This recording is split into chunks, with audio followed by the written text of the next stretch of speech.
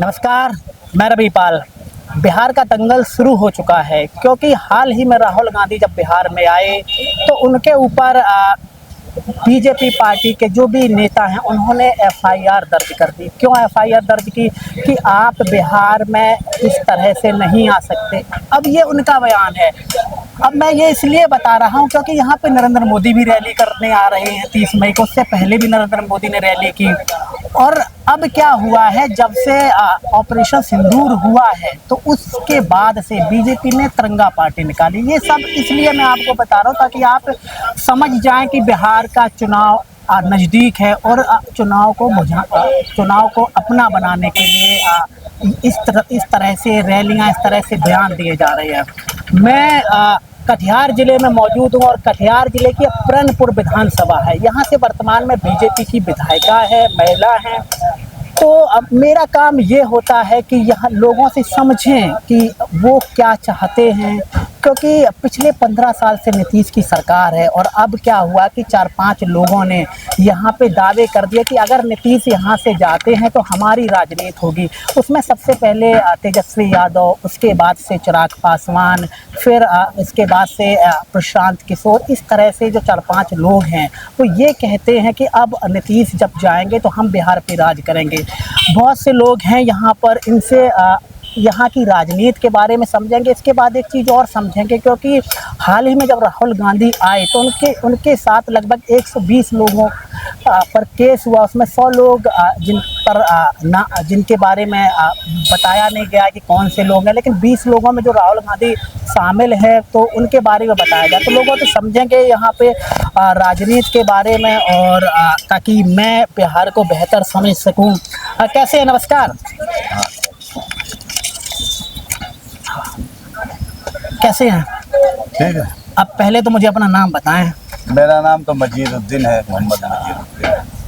अच्छा, बिहार में चुनाव है और अभी रैलियां भी स्टार्ट होगी। राहुल गांधी के अभी 5वीं रैली थी जब राहुल गांधी पर केस हुआ। अच्छा, तो पहले मुझे ये बताएं कि क्या रहा, जो आपके यहाँ के विधायक हैं, प्रणपुर की जो विधायिका हैं, उनका काम कैसा है आपके हिसाब से?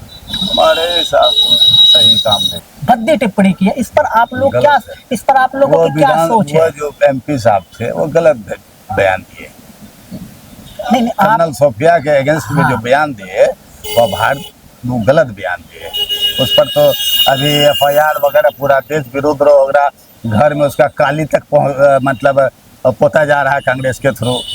नहीं, वो अपना देश का गलत बयान दिया है करने मतलब। नहीं, कांग्रेस करे, लेकिन ये भी तो है कि यहाँ के लोग इस प्रकार को जो है इन्होंने किया, यहाँ के लोग किस प्रकार से देखते हैं उस चीज़ को? ठीक देखते हैं। भारतीय फेवर में न काम करेगा। जो अपना देश है, अपना देश का हित में न काम करेगा, चाहे वो कोई भी जाति से हो या कोई भी इससे हो। अपना देश में जो रहता है अपना हिंदुस्तान में, वो अपने हिंदुस्तान के फेवर में ना काम करेगा, चाहे वह कर्नल हो, कोई अभी हो। अच्छा, जो अभी चुनाव है, क्या लगता है कि अभी 5 साल से नीतीश ने कुछ किया यहाँ पर, या फिर आप लोग बदलाव देख रहे हैं? नीतीश का तो विकास हुआ, ये बात नहीं बनेगी। नीतीश का जो मुख्यमंत्री योजना वगैरह है, विकास। लेकिन फिर भी तो लोग पलायन करने के लिए मजबूर हैं। आप किस तो वही फैक्ट्री वगैरह नहीं खोलते हैं। मजदूरों के बारे में सोचना चाहिए, बेरोजगारों के बारे में सोचना चाहिए, स्वास्थ्य के बारे में सोचना चाहिए, पढ़ाई लिखाई के बारे में सोचना चाहिए। ये सब नहीं हो रहा। क्या लगता है कि अब की बार एनडीए का गठबंधन जीतेगा या फिर तेजस्वी यहाँ से कुछ करने वाले हैं? अभी तो ज्यादातर झुकाव देखते हैं तेजस्वी की तरफ।